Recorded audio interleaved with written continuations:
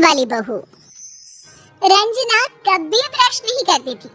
उसे कितनी बार उसके माँ बाप ने डांटा, लेकिन उसका कोई असर उस पर होता ही नहीं था, जिस कारण से उसके दांत पीले पीले हो जाते हैं शादी के बाद।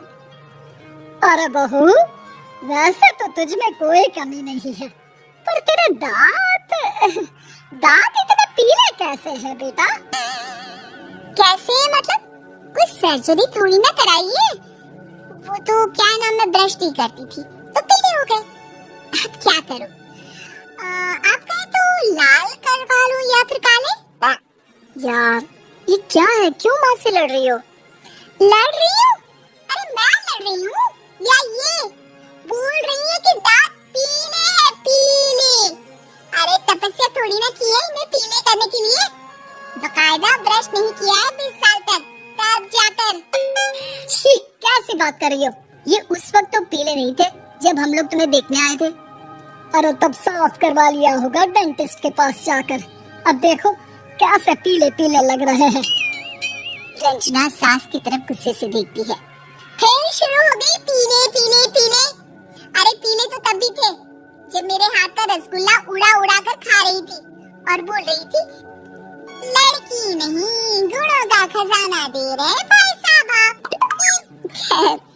अब वो लोग करते भी तो क्या करते, पीले दांत वाली बहू पल्ले पड़ी थी तो झेलना तो था ही।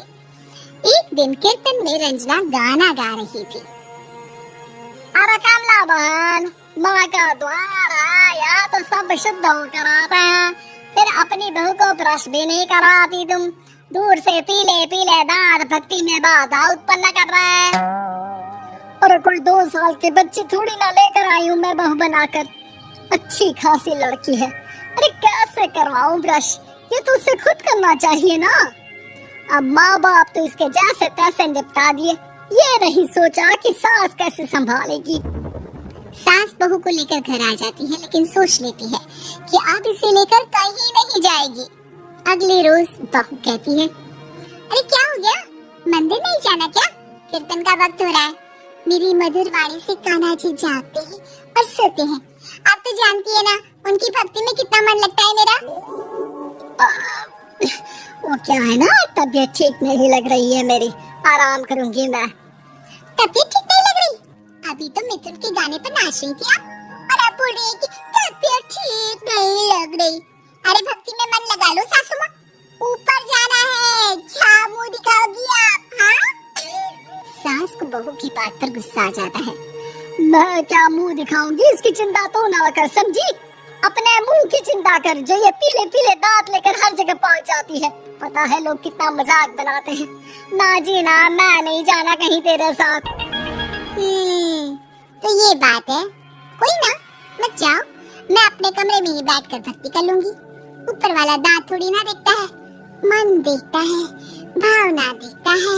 और अरे बस बस, तू सब कुछ दिखा, बस ये सफेद चमकदार दांत ना दिखाना किसी को, है? जा यहाँ से। बहू को सास की बात का कोई फर्क नहीं पड़ता, वो तो जैसी थी वैसी ही रह जाती है। सुबह नहाकर किचन में खाना बनाना, फिर खाना खाना, कीर्तन भजन करना और सो जाना। एक दिन, माँ जी मैं सहेली के घर जा रही हूँ, शाम को लेट आऊंगी। हाँ तो जाना, मैंने कौन सा तेरी आरती करनी है घर पर बैठकर।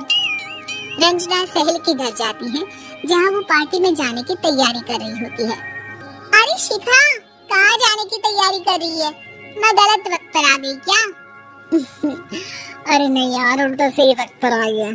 मैंने ये साड़ी और ज्वेलरी निकाली है यार, शाम को इनके ऑफिस की एक पार्टी में जाना है। बताना कैसा लग रहा है ये सब? नहीं यार, इस ड्रेस के साथ तो वो वाली ज्वेलरी अच्छी लगेगी। हाँ सही बोल रही है, मैंने ध्यान ही नहीं दिया। वैसे तो हमेशा से मस्त फैशन सेंस रखती है, तो बड़ा जाती होगी ना पति के साथ पार्टी में। रंजना कुछ नहीं बोलती, बस सोचती है कि यार काश ये बात सही हो जाती, पर मैं क्यों नहीं जाती पार्टी में? क्या इन लोगों की कोई पार्टी होती नहीं होगी? रंजना घर आती है और रात में पति से सवाल करती है, एक बात बताइए, आप मुझे किसी पार्टी में क्यों नहीं ले जाते? क्या आपके यहाँ ऑफिस में पार्टी नहीं होती? पति बेचारा क्या कहता कि दांत पीले हैं तुम्हारे इसलिए। अरे कोई पार्टी होती नहीं हम लोगों के ऑफिस में, तो कहाँ से लेकर जाऊं? और मार्केट, मॉल, कहीं वीकेंड घूमना, कहीं तो अरे यार सारे हफ्ते में एक छुट्टी मिलती है, तो सोचता हूँ कि आराम ही कर लूं। क्यों? रंजना मन मार के रह जाती है। पहले कभी सास के साथ मंदिर जाया करती थी, लेकिन वो भी सास ने ले जाना बंद कर दिया। घर बैठी बैठी रंजना बोर हो जाती है। तभी उसे आइडिया आता है और वो बाइक के जाने का सोचती है। सासू माँ, 2 दिनों के लिए मम्मी के घर जा रही हूँ। अच्छा अच्छा ठीक है, आराम से जा। और हाँ, माँ से कुछ अच्छी आदत सीख कर आना कि कैसे शरीर के हर भाग की तरह दांतों की सफाई भी जरूरी होती है, समझी? शुरू हो गई ना आप? वो लोग आपकी तरह नहीं है कि छोटी छोटी बात का बतंगड़ बना दे। उन लोगों के लिए मैं मायने रखती हूँ, ना कि मेरे पीले पीले दांत। रंजना माँ को बिना बताए उन लोगों को सरप्राइज देती है, लेकिन जैसे ही वो दरवाजे पर पहुँचती है, अंदर देखती है कि घर वाले कहीं जा रहे होते हैं। अब माँ, काश रंजना दीदी के दांतों वाली प्रॉब्लम नहीं होती, तो वो भी हम लोगों के साथ चलती ना बुआ जी की बेटी की शादी में। हाँ बेटा, लेकिन अब उसे कौन समझाए कि उसको उसके पीले दांत नहीं दिखते, लेकिन उसके आसपास के लोगों को कितना एम्बैरेसिंग फील कराते हैं। मुझे तो कितनी बार उसके स्कूल की टीचर ने शिकायत की कि उसके साथ कोई लड़की बैठना भी नहीं चाहती, और ना ही कॉलेज में कोई उससे बात करना चाहता था। लेकिन पता नहीं क्यों उसे ये बात समझ में नहीं आती। कोई कमी नहीं है उस लड़की में, बस यही कि दांत पीले हैं। वो तो भला हो जीजाजी और उनकी माँ का, जो दीदी को जैसी है वैसे ही रखा हुआ है। रंजना को अपने घर वालों की बात सुनकर बहुत दुख होता है। वो सोचती है कि वो क्या करे, लेकिन फिर वो सीधा डेंटिस्ट के पास जाती है, अपने दांत चमकाती है और कसम खाती है कि वो रोज ब्रश करेगी। और क्या हो गया?